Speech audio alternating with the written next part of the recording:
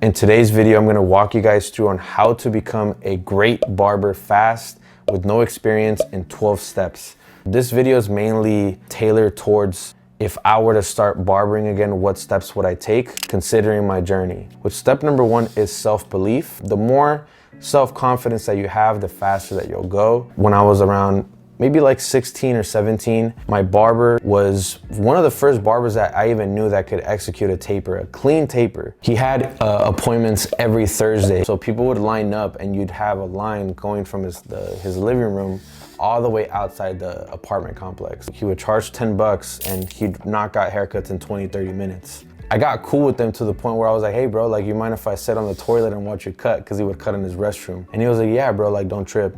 And you know, I would just sit there and do homework or just watch, right? So I just started watching him cut. 10 to 12 reps a day of me watching that. It's like you guys watching like 10 to 12 YouTube videos, but I was there in person. So while he was doing all his techniques, his fading style and everything, I just already knew he's gonna bring out the trimmer, ball it out, lever open, he's gonna do this. And then I'd ask him questions all the time and he'd just answer me. Getting like real reps in without me even wanting to be a barber. I was just curious. That fed into my self-belief, just watching somebody do it and not really having an attachment to my outcome of being a barber. A lot of the times people put a lot of pressure on themselves when they start and they want to get to a certain point. But in reality, if you just fall in love with the craft and you just see it for what it is, you stay in the moment, you know, you're gonna really just dive in and not really care. So that's what happened. It goes into step number two now. So step number two is just don't care about your equipment.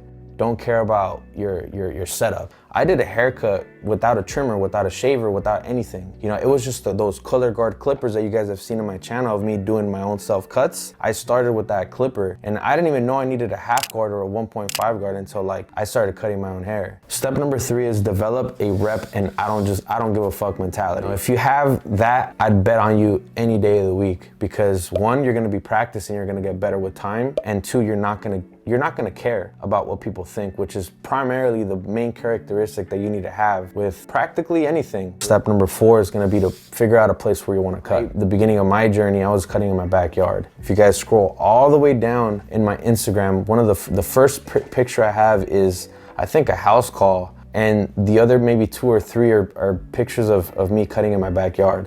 Just cut in your restroom, cut in your room, cut it in your backyard, cut in your porch. Eventually, in due time, you'll get the idea of going into a barbershop or getting into barber school, you know, getting into salon suite, whatever it might be, but just get a place to cut so you can put in the reps. Now, step number five is document your process. There's a lot of people out there that say just don't record, you know, you just want to focus on the craft. I think the opposite. If you post for your own documentation of your own process, you're not going to see it as a bad thing, because as you develop yourself into a better barber, you're going to always be able to go back and see, man, like I used to suck and I just got way better. And at the same time, it gives your clients the ability to see your progress through time, which eventually they'll see, and at one point they'll be like, man, he sucks. And then they'll keep scrolling and they'll be like, man, he's getting better. And then they'll be like, all right, damn, he's good.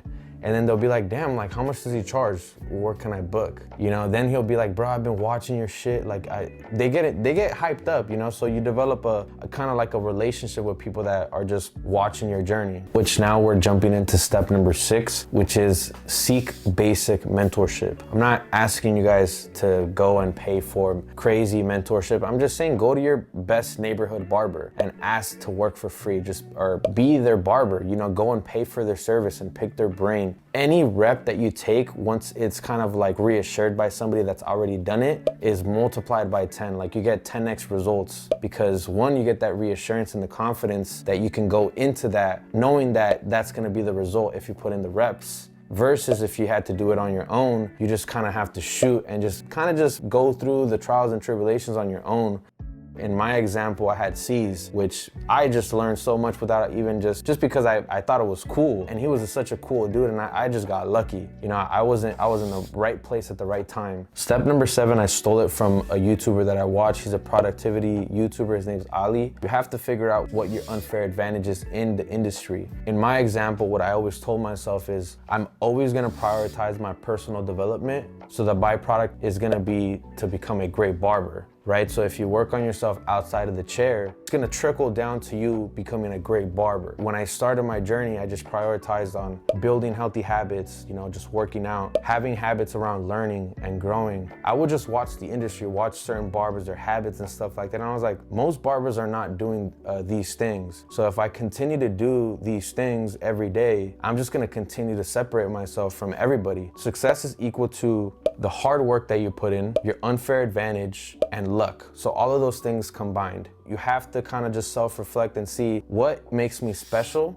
and how could I, separate myself from everybody else with this quality. With step number 8 is just map out the vision. Sometimes when you get started and you're just taking action and you're just putting in the work, putting in the reps, and you're not really caring about what people think, you're not gonna have the time to reflect and be like, what do I actually want from this? Essentially, when you keep growing in the industry, you start getting more curious about what's actually possible. It's important to write down in a piece of paper who you want to become, who you want to be in the industry in 5 years and 10 years, so you get more inspiration. Don't be so perfect with it. Just write it down, and as you keep going on, your goals will change. Now we'll jump into step number 9, which is you gotta enroll in school. You have to make sure you get your license. A lot of the times people tell you not to get your license and stuff like that, but you do need your license if you wanna get to the next level. You guys wanna, just be a great barber, like a 6-figure, 7-figure barber. Option number 1 is barber school, and option number 2 is apprenticeship.